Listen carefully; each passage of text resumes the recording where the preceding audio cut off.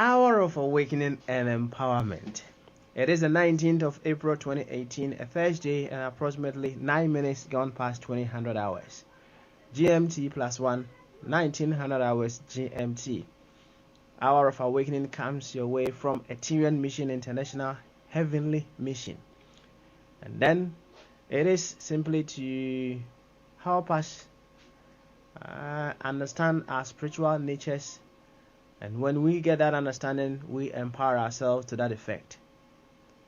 We've been running this program for close to 3 years now, and I strongly believe, the many ones who started with us and are still with us are getting awakened to the many things they've been hearing over here. Today we have the leader and founder of the mission once again. So without much ado, let's welcome Brother Ishmael Tete. Good evening, Daddy. Good evening. How are we doing? In a state of sacred felicity. I think you explained that to us on Tuesday. Yes. So we are okay with that. And how is Ghana too? Ghana is doing very well. I am here in Ghana and I'm doing well. Excellent. When I'm doing well, Ghana is doing very well. Well, you see, as I said the other time, I wish many people will be able to have the glasses through which you watch Ghana, because you have. There's one thing that you keep saying. Enlightenment is that moment when the drop in an ocean sees itself as the ocean itself, and then you went further saying, when the drop loses its identity and takes on the identity of the ocean, it becomes one with the ocean. I believe and I strongly think you see yourself as the Ghana itself. So when you are doing very well, Ghana is certainly doing very well. There are about 30 million Ghanaians, but each of them are living in their separate Ghana. So you are living in a very good Ghana, isn't it? You know, each of us is living on the planet, but there may be 20 people in the same room. Each person in the same room is living in a different world. The world you live in is your consciousness. And I am living in the world where I see things as they are and not as is projected. I do not see things mainly by the senses. I want to see things by spirit as well. So I live in my world of peace, and I'm inviting everybody to experience this world of peace, which is already complete within them. Anyone who is praying and craving for peace already has it. And I'm here to help you know how to experience and express it.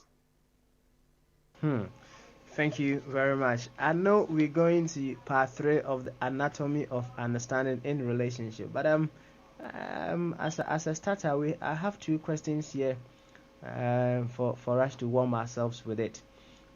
The first one is, what did Jesus mean when he said he will use 3 days to destroy and then to build?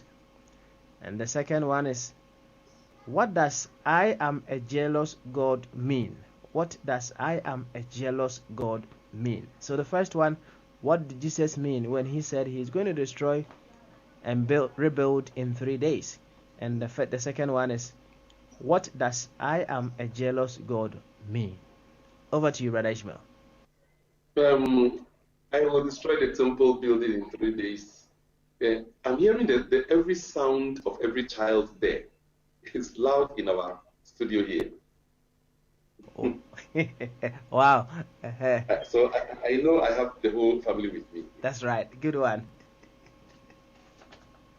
Now, Jesus was speaking about his death and resurrection, that he would go into death and then in about 3 days resurrect.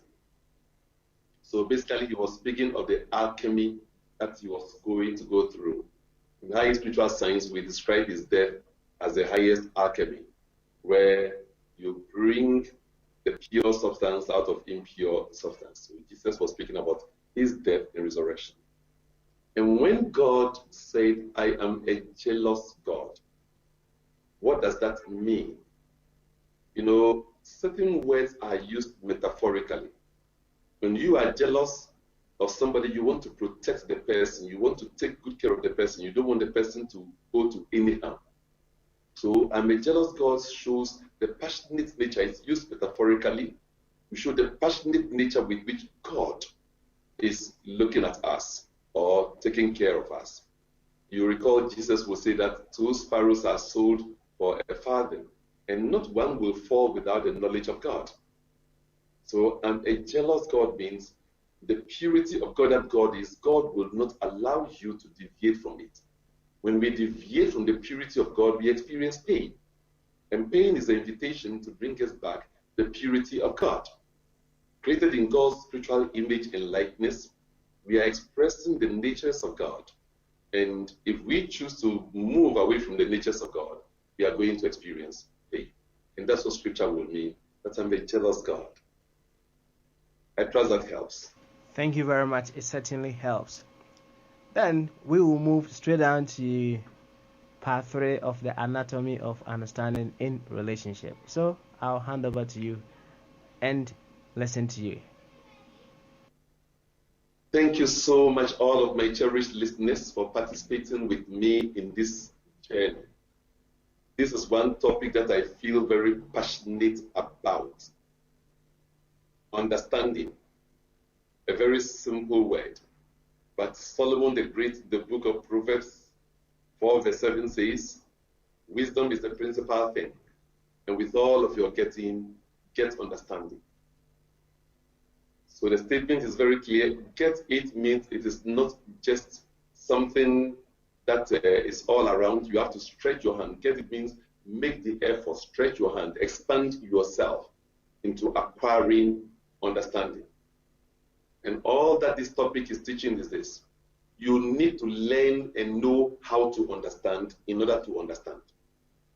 You need to learn and know how to understand in order to understand. The whole world is calling up for understanding. As when there's lack of understanding, we have inner conflicts. Because you don't understand yourself, these conflicts will now be outpictured as external conflicts, wars, confusions, and so on. So we are experiencing so much discomfort as a result of us not having understanding of our own selves and of the world we live in.